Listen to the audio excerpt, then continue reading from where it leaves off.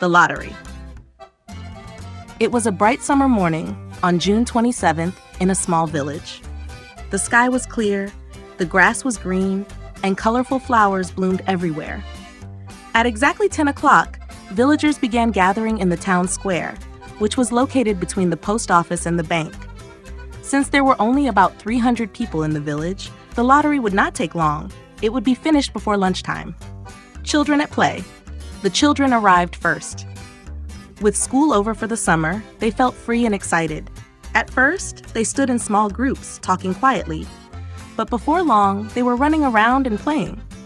Bobby Martin, a young boy, picked up small stones and filled his pockets. Seeing him, other boys followed his lead, selecting smooth, round stones that felt good in their hands.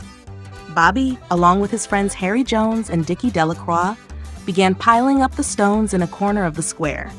They laughed as they protected their collection from other boys who tried to take some. Soon, the men of the village arrived, standing together and chatting about work, farming, and taxes. They paid no attention to the boys or their pile of stones. Next, the women arrived. They wore simple dresses and sweaters, talking and laughing as they exchanged the latest gossip. Then they joined their husbands. The mothers called for their children, but the kids ignored them at first. It took several calls before they finally came. Bobby Martin even tried to run away, laughing, but his father called him back firmly. Bobby quickly obeyed. The lottery was led by Mr. Summers, a cheerful man with a round face who owned the village's coal business. He also organized other events like dances and the Halloween festival. People felt a bit sorry for him because he had no children, and his wife was known to be difficult. That morning, Mr. Summers arrived carrying a black wooden box. As soon as the villagers saw it, they whispered among themselves. Mr. Graves, the postmaster, followed him, carrying a three-legged stool. He placed it in the center of the square, and Mr. Summers set the black box on top. The villagers instinctively stepped back, keeping their distance. Smiling, Mr. Summers said, "Sorry I'm late, everyone." The black box was very old, so old that no one in the village remembered when it was first used. Old Man Warner, the oldest resident, believed it was even older than him. Over the years, Mr. Summers had suggested making a new box, but the villagers always refused. To them, the box was an important part of their tradition.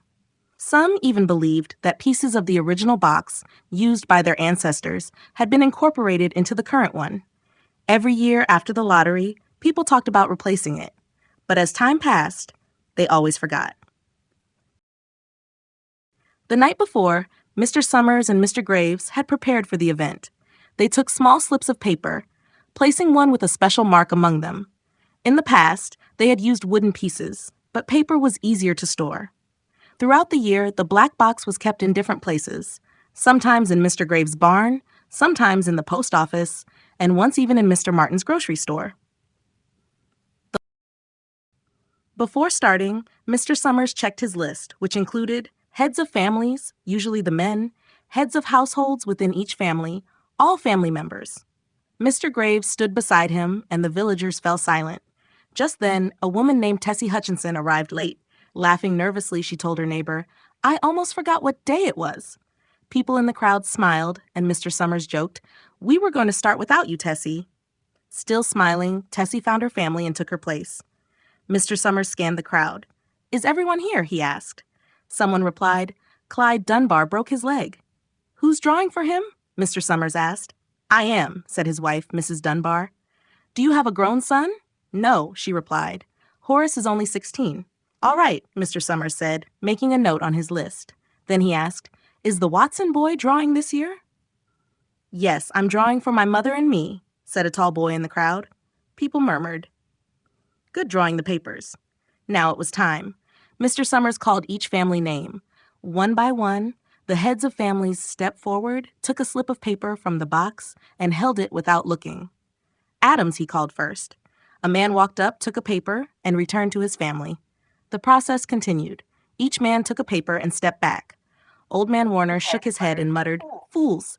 Some villages are trying to stop the lottery. That will bring bad luck." Mr. Summers continued calling names. Martin, Clark, Delacroix, Hutchinson. When Bill Hutchinson's turn came, He took a paper and returned to his family. Finally, every family had a slip of paper, the marked paper. "Open your papers," Mr. Summers instructed. The villagers unfolded their papers. A sudden murmur spread through the crowd. Someone shouted, "It's Hutchinson! Bill Hutchinson has it!" Tessie Hutchinson gasped. "That's not fair. He didn't have enough time to pick properly," she protested.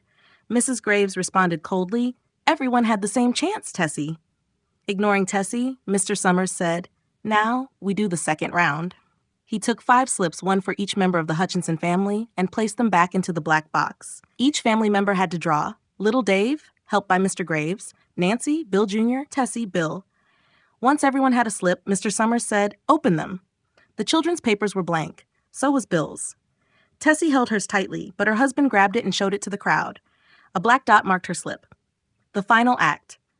Mr. Summers spoke calmly, "Let's finish quickly." The villagers picked up stones. Tessie screamed, "It isn't fair! It isn't right!" A stone struck her on the side of her head.